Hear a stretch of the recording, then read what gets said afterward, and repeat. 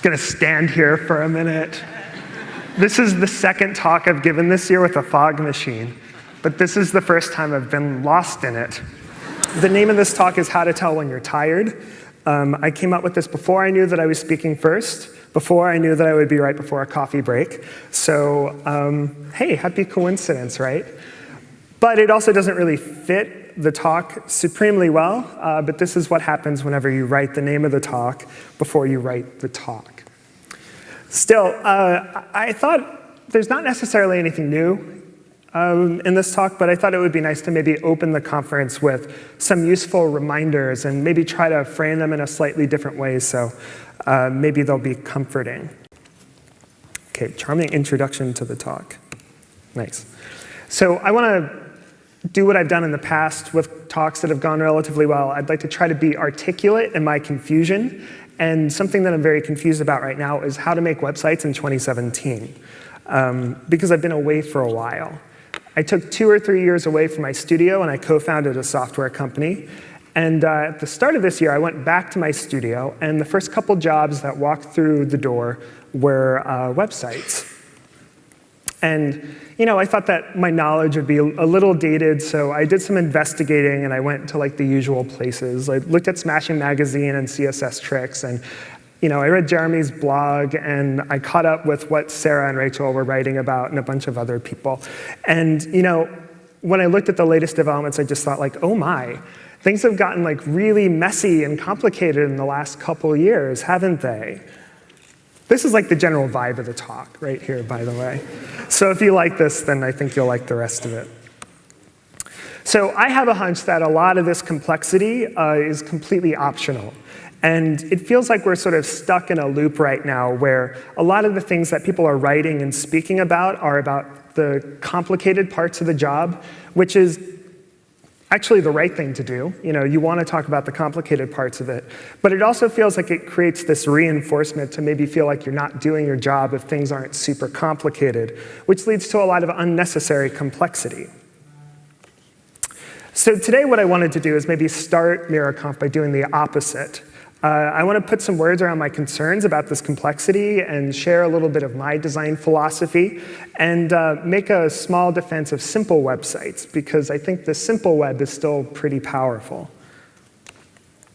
And at the very least, I think it's a good idea to acknowledge that it's okay to be overwhelmed by the complexity in this job, because while the web has always been divergent and kind of difficult and hacky, it only feels recently that it's become conceptually incohesive and pointlessly fussy.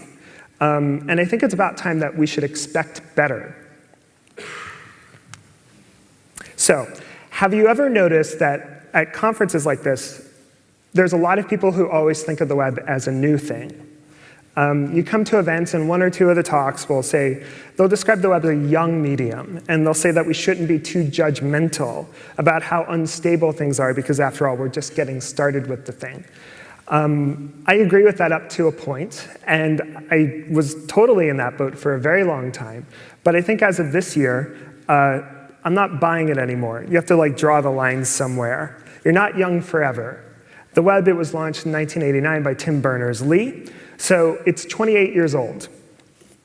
If it helps you remember, the web is always going to be the same age as Taylor Swift. And I think maybe we should expect similar things out of both of them. I don't actually know what that means, so thank you for laughing. So young medium aside, that also means that it's completely possible for someone to have 25 years of experience making things for the web. And I've been thinking about this kind of person a lot lately because, well, it could almost be me. We don't talk about longevity on the web very often, but when we do, it's usually about the permanence of the sites and the pages on the network. But we very rarely get to the longevity of the people who work on the web. Why is that? When is the appropriate time to discuss the shape of a career on the web? And can you do this work for 25 years without being a victim of the frequent changes and going absolutely bonkers? How do you endure all those changes without burning out? I'm not necessarily going to answer that today because it probably varies from person to person, but I'm also maybe getting a bit ahead of myself. First, I need to tell you a bit more about me and who I am and why the hell I'm talking about this. I'm a designer and a writer. This means I spend a lot of time thinking about fonts, and I live on a little tiny island off the coast of the United States in a place called New York City. I run a boutique design studio, which is a nice way of saying that the studio is tiny with a capital T. This studio does all kinds of work. We design books. We make magazines. We make brands for companies. We produce apps. This is the company that I co-founded a couple years ago, Abstract. And yeah, we make websites. And I hope that this is like the first of many photos that we have today of chimpanzees in spacesuits. So other speakers, please throw a slide in there. This is a big year for the studio. We're celebrating 15 years in business. And like any anniversary, you kind of begin to take stock of your experiences and look back. So the studio started in 2002. It was a man, that's me, with a laptop and a stack of paper at a desk in the corner of my apartment. And 15 years later, in 2017, the studio is still a man with a laptop and a stack of paper at a desk in the corner of my apartment. A couple things have happened in those 15 years. You know, like this little site, Facebook, came along. This small device called the iPhone happened as well. And it's still just me at my desk. And at first, this lack of visible progress really bummed me out. But I was talking to friends about it, and they kind of changed my thinking and got my head straight. And they said, you know, actually, you didn't botch almost half of your career. What happened is you landed in the right spot right from the beginning. You know, I just sort of nailed it, which is great for me. And I have to consistently remind myself that. But there's still doubts from time to time. I do a lot of different kinds of work, which I just showed you a little bit of. And I've gotten pretty good at a bunch of it. But the websites, they seem to separate themselves in a very peculiar way. After 20 years, I don't really feel that much better at making them. With the books and the logos and all the other kinds of work that I do, all of my old experiences, they feed into the work. They make me more confident and more efficient in my choices. And I never really feel that way when I'm making a website for myself or a client. My knowledge and skills, they develop a little bit, and then something changes and half of what I know sort of expires and becomes dead weight. You have to throw it out the window and just learn to unlearn it. And this happens with such regularity that I wonder if I actually have 20 years of experience making things for the web, or if it's actually 5 years of experience repeated 4 times. Please tell me this sounds a little familiar to you. Let me give you an example of these 5-year cycles. I uploaded my first website 20 years ago, as of this year, so I guess this is a big anniversary year. I know it was 1997 because I was doing the Lord's work. I was transcribing the lyrics to Radiohead's OK Computer to put on the web. I thought other people in the world needed this rare and precious information. It was 97, I was learning HTML, and there was like one specific problem that was really confusing me while I was designing the site. How do you put 2 things next to each other? So it's 20 years later, and we still really don't have an answer to this, do we? I've had to learn 4 different ways to put 2 things beside one another.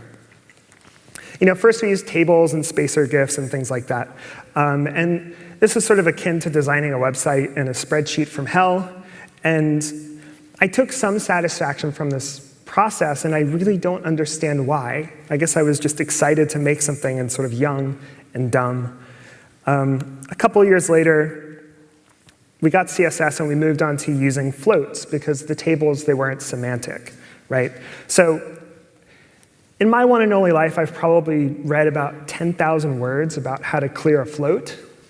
And I still just type clear both and like say a little prayer. And then it's like still 50-50 odds. So I'm never getting that time back that I spent reading about how to clear a float. And then I find myself on those web pages probably once or twice a year. And I think to myself, this is my life. This is my life. Situation improved with Flexbox, right? Flexbox is my baby. I love Flexbox so much because I come from a print design background. So I can write 3 lines of CSS, and then all of a sudden these 2 columns of text that I have, they line up at the baseline. This is like a wet dream for me. And it only took like 16 years for this technological breakthrough to show up on the web. And then now, we have this thing called CSS grids, right? And this is a powerful new layout feature that promises to make responsive design even more confusing. That's like half true and half joke. Because Flexbox and Grid together, it's like, oh, it's like a whole new way of doing layout on the web. And as a designer, it's like, okay, I love layout. This is my jam. So I'm excited about it. But it's also like a little spooky because all the diagrams that I've seen explaining how CSS Grid works makes it look a lot like the table layout websites that I was making back in 1997. So there's a voice in the back of my head that says this resemblance, it means that like the vicious cycle of layout, it's starting all over again, So like we're kind of back in proxy table days, even though it's kind of not the same thing. And then a couple of years from now, we're going to think that CSS Grid sucks, and then we'll do something similar to floats, and then my inability to clear a float is going to come back and bite me in the ass for a second time. So this is just one example of how methods change on the web, and you could tell a similar story about a lot of different kinds of work that people on the web do. But this technological turnover, it can be exhausting, right? Even more so now that I think you can't trust the old principles any longer. We're sort of revising those on the fly. As I said, the methods, they're starting to loop a little bit. And whether that's like using table-like structures inside of CSS Grid, or the choice to use inline styles, or like many single property classes on elements to avoid any sort of complication about inheritance, these methods, they were like taboo just a couple of years ago before I stepped away, and it feels like now they're back on the table. So up is down and right and left, and dogs and cats living together, mass hysteria, and all that. All this to say that the web is pretty turbulent, both in terms of craft and ideology. So it's hard to keep your brain up to date, and it's serious work to keep track of what's changed and how it's changed, and if it even matters to you and your work. So here's a tiny little design philosophy, at least mine. I always get curious about these new toys and the approaches, but I sort of back off when I remember that I don't do complicated web design. I don't need them, and many of these inventions, they seem to address like the top crust of complexity, that top 10%, and it doesn't really apply to me or my clients' needs at all. They must be useful to somebody, otherwise they wouldn't get made, but I just don't really need them at this point. The sites that I make, they need to do very simple things. Like get people to watch our diverse portfolio of films, or have people understand and try our software. Or make a website that feels musical and get people to read 1,000 words about B.B. King. These are not necessarily easy briefs, but they also don't need to be technically complicated. What I found is that a great photo or a memorable illustration or a pitch-perfect sentence, it does most of the work for you. And in my experience, fancy implementation, it doesn't really move the needle at all. So my web design philosophy is no razzle-dazzle. Have a light touch and say the 1 or 2 uniquely true things about the project as directly as you can. So the sites that my studio makes, they're not technically complicated, but they're purposefully designed to be that way. And isn't that better for everybody? Isn't that just design? As I learn more about how other people work in this industry, though, I kind of feel more and more alone in this simple approach, and even more alone every year that goes by. I sort of wonder what people are doing that requires such complexity. You'd think that they would be doing something that's like simultaneously very fancy and world-changing, but they're just sort of loading 2 megabytes of JavaScript to get some images to fade in. I wrote down a list of all the technical needs that I have for my web design practice, and these requirements have been covered by browsers for at least the last 5 to 10 years. So I need simple responsive layout. I need web fonts and controls to nicely set that text, and I need performant, scalable images. That's pretty much it, on top of things like padding and margin and colors and things. But this is the base of it. This is the core. It also seems like the potential complexity of these fundamentals has ballooned in the last few years. For instance, I just showed you 4 different methods of doing layout. And Rachel's going to be up here, I think, later today to explain CSS Grid to us. And I'm excited about it because I need help. And web fonts. OK, so I thought that you could just jot 3 lines in CSS with @fontface and be done with it. But A Book Apart just published a 90-page ebook on how to load fonts. And this is totally surprising to me because I thought that this was relatively straightforward. But the Book Apart people, they don't mess around, so it must be necessary. That also means that it's complicated. And images, there's SVG, and Sarah has a great talk about SVG coming up. And I think about it, and I'm like, OK, an SVG is essentially embedding a web page inside of your web page. And then I go kind of cross-eyed. And then, so needless to say, I'm looking forward to Sarah's talk as well. If you try to avoid the complications of SVG, you use raster images, and then you have to deal with serving the right image to the right device. And now there are services springing up to do this for you because they bet that you would rather spend money than try to figure out the syntax of source set. And they're totally right. They're totally right. And these are just the fundamentals, right? I'm not really grumbling about the complexity in the tool chains that front-end developers have set up for themselves with like preprocessors and frameworks and like package managers. I think that's how you use these words, right? OK, cool. A friend tried to introduce me to this method of working, and I was absolutely open to it. I was like, if this is how people are working, let's learn more about it. And I got rolling with Sass, and I loved Sass. I was like, wait, I can nest things, and there's variables. This is amazing. And then I tried to take the next step into a little bit more complexity, and I just like shut it down. I found myself sitting there, and I was installing a package manager to install a package manager. And I said, no. This may be the best way to work in 2017, but it also feels like I have a tangle of Christmas lights on my computer. This setup, it's a very, very long way from the CSS Zen garden where I got started. Developers, they talk about spaghetti code, and I sort of wonder, is spaghetti process a thing? And I wonder, is the markup that these tools produce, if it's illegible, is that like another kind of spaghetti? And now I just sort of want spaghetti because I keep saying that word. The question is, how much of this complexity is actually necessary for the work that you're doing? And how much of it can I avoid with good design choices? So a few months ago, when it came time to update my own website, I did this. I just cut the Gordian knot. So no web fonts, no images, no layout, just a bunch of nicely written paragraphs. And I think the browser support for the p tag is still pretty good. But this is like still, it's just a temporary page, right? It's not a long-term solution. It's pretty much a hissy fit in the form of a website. I'm showing that to you to just remind you that the old methods still work. But unfortunately, nobody wants to buy an old-fashioned website, do they? So we in the industry, we need to keep up with new methods. And that's why we come to events like this. We want to see other people, but also we need people to distill all that complexity down for us. And as I said earlier, once I'm done, I'm going to find a seat out there and be taking notes just like all of you, because I need the help too. And when I'm sitting there, I'm going to have a few personal questions rolling through my head.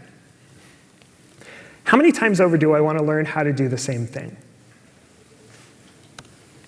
How many laps can I run if each one complicates the work further? Is that even progress? Now, if you find yourself asking these kinds of questions, that's how you know you're tired. Everyone talks about expertise in technical work, but on the web, I think stamina actually counts a lot more than expertise. So if everything changes all the time and the web requires stamina, it seems important to develop useful strategies to the situation. And I think the most important aspect is finding responsible ways to simplify. few years ago, I gave a talk called The Web's Grain. It's online if you want to dig it up. There's a full text. People seemed to like it because it gave them permission to responsibly simplify. My main argument in that talk was that HTML, CSS, and all the different ways people access the web, they make certain design choices easy and stable, while others difficult and fragile. And the talk said that there's many consistent design patterns that you see as you go around the web because they follow the grain of the web by going that easy and stable route. Some examples. A lot of sites, they use flat colors or simple gradients because they're easy to produce with CSS, and they can successfully sort of grow or shrink in size across spaces of unknown dimensions. There's a lot of sites with stacked horizontal stripes of content because the web has a vertical bias. That's how the box model works, and it's easier to scroll that way. You'll see a lot of mosaics, too, because every page kind of has a multitude of elements on it, and we need structured ways of expressing and showcasing that kind of variety. There's a lot of text as interface as well, because our interfaces, they've gained nuances that can't really be communicated very well with simple iconography or visuals. And you'll see a lot of sort of ambient, atmospheric, blurred, or tinted photographs and use as background images because these images, they tend to hold up really well whenever they're cropped in weird ways. In all these examples, it's the material of the web that's telling us how to design and how to work. It's finding clarity by not trying to force something to be what it isn't. So if you're looking for sites that go against the grain of the web, just go online, maybe find something that's won an advertising award that hijacks your scroll. The scroll jacking, it's like the easiest litmus test to see if something's working against the grain of the web because it's always an indicator that the page is really fragile. But the web isn't only websites, right? It's also people. And I didn't talk about this whenever I gave that talk, The Web's Grain, but I'm going to cover it a bit now. It's only recently that I've come to understand that going with the grain of the web not only applies to your design and development decisions, it's also about our conception of the work. If the web is always changing and if knowledge deteriorates really quickly, then I think it's worthwhile to develop a solid personal philosophy towards change and learning. So Silicon Valley, it's tried to provide us a few of these. They're all about speed. The most famous probably comes from Facebook. They say move fast and break things. That's one of their mantras. And of course, this is silly and dangerous. You could say it's this kind of attitude that's made social media like a fast-paced place, and it's become a primary place to sort of inflame the geopolitical destabilization that's happening right now. You make a space that moves fast, and then some people step in, and lies and bullshit move faster than the truth. So move fast and break things I don't think is a very good philosophy. But on a much smaller scale, I think that kind of philosophy of speed, it also repels those people with experience. Thinking back to that person with 25 years of experience. Since speed is a wasteful strategy of youth, it makes no sense to try to keep up with the speed of technology. It's impossible. That's why we invented the technology. It can go faster than people can. So to try to keep pace with it, it's an impossible challenge. My experience tells me that it's actually easier to be generous to new ideas and people if you're not in a hurry. It's the opposite of speed. I want to show you a little video about speed. Somebody took a fable and decided to test it. They made it real. So check this out. It's about a minute.